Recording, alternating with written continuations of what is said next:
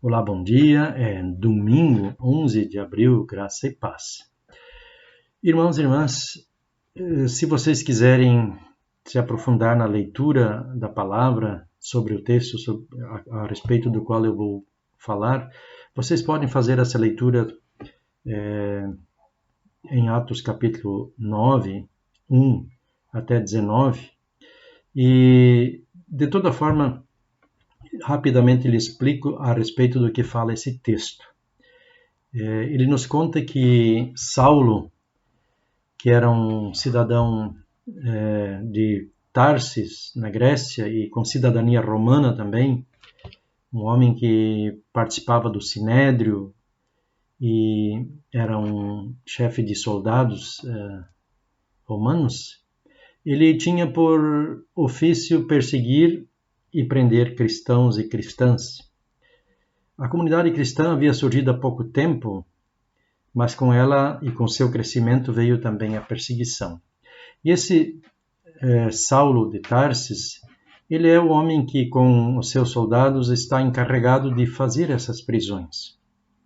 E inclusive lembra-se também em Atos 7:58 da morte de Estevão, que Paulo colaborou para que ela acontecesse, por assim dizer, o primeiro mártir cristão, né, Estevão. E muitos e tantos outros foram presos, foram mortos, foram levados ao cárcere por causa da sua fé. E Paulo agora se dirige para a cidade de Damasco, que é a capital da Síria, fica aí a 350 quilômetros de Jerusalém, ao norte de Jerusalém, e ele leva uma carta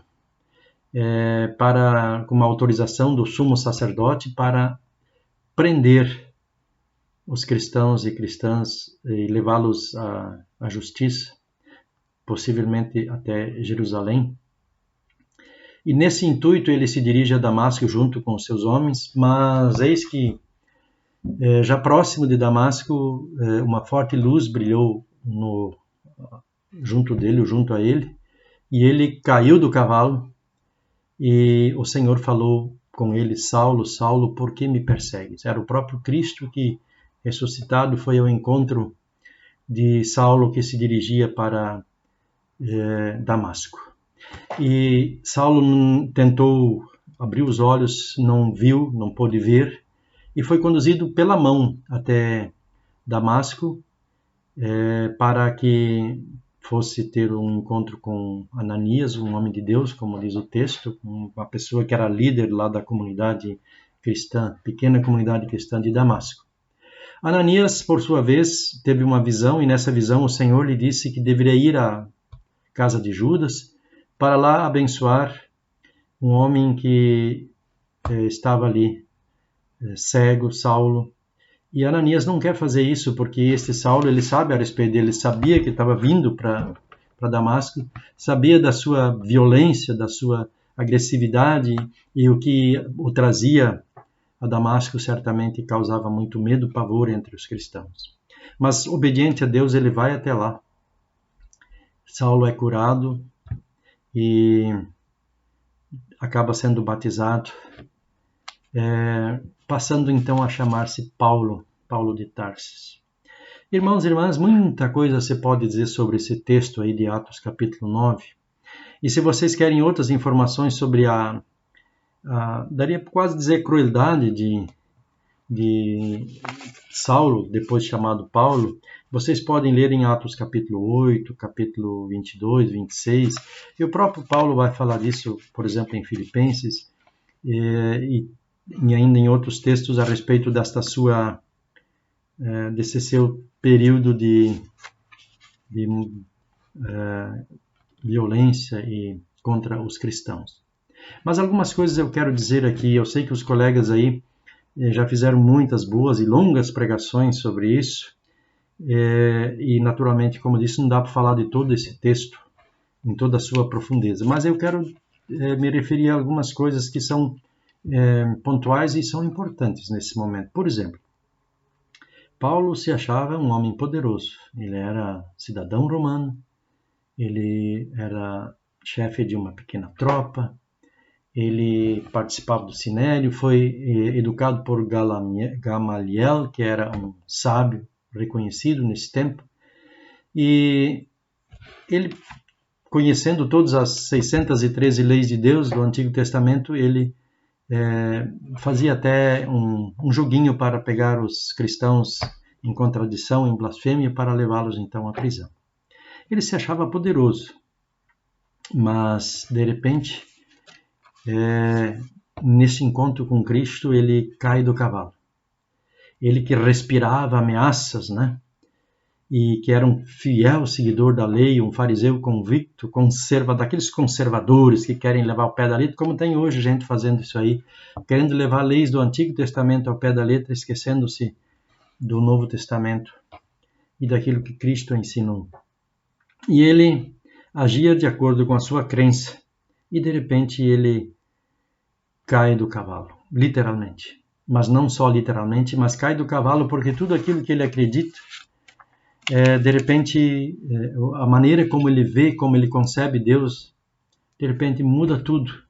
Aqueles que ele considerava os blasfemos, aqueles que ele considerava como as pessoas que estavam infringindo a lei de Deus, de repente ele se vê com eles, se vê com Cristo no caminho, e Cristo quer fazer deste homem exatamente o maior dos perseguidores na época, o seu maior dos apóstolos, o homem que espalhou o evangelho por toda a região, toda a região ali em volta da Grécia e do Mar Mediterrâneo. Portanto, este homem que se acreditava tão forte, de repente cai do cavalo e é guiado, isso é interessante, ele é guiado pela mão, tem que levá-lo pela mão para ir até Damasco, onde ele então teria um encontro com o homem de Deus, que acabou acontecendo, eu falei para vocês há pouco, onde veio a ser batizado e se tornou talvez o maior dos apóstolos, e com ele o cristianismo se expande, como eu falei. Também um outro homem caiu do cavalo, não literalmente agora, foi Ananias.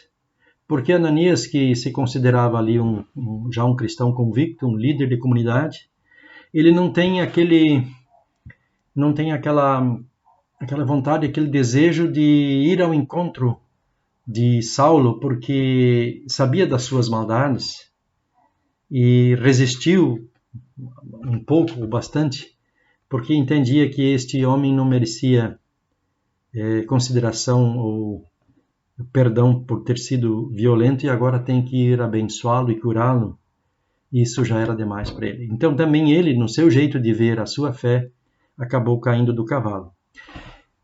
São duas pessoas, um seguidor fiel das leis do judaísmo e o outro um seguidor de Cristo, que precisam de repente rever a sua maneira de ver as coisas, a sua maneira de entender Deus e a maneira de como Deus age.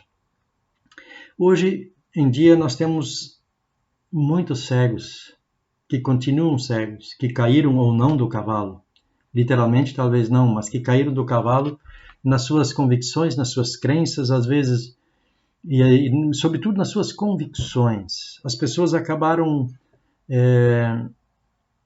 acreditando em promessas, em discursos, e de repente se veem em situações difíceis. E infelizmente, às vezes, é preciso que aconteça que a gente caia do cavalo, que a gente perca um pouco, por um momento, a visão, para que a gente possa acordar diferente, para poder renascer. Foi o que aconteceu com Saulo, depois chamado Paulo. A gente às vezes precisa, infelizmente, tomar um choque de realidade ou mesmo às vezes um aperto na área da saúde para poder acordar e acordar diferente. Quantos relatos existem por aí de pessoas, em alguns até poderosos, que depois de... Eu li um relato outro dia de alguém que se escapou, que foi salvo depois de um acidente aéreo, sendo um dos poucos a não morrer, E ele diz que todo o restante da sua vida, que ainda teria uma outra orientação, estaria orientado agora para a vida e para o cuidado dos seus e de outros. Às vezes a gente precisa de um tombo para poder evitar de andar com o nariz muito empinado, ou o rosto muito empinado.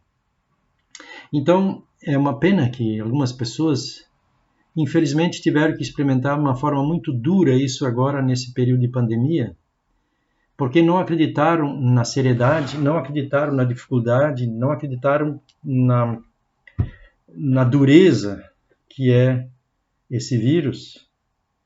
E alguns, infelizmente, porque tiveram que sair para trabalhar, mas outros porque se aglomeraram por aí, não levaram a sério e pagaram muito caro por isso, alguns com a vida e outros com muita dor, com sequelas que vão levar muito tempo. Não estou aqui culpando ninguém, isso cada um tem que ver por si.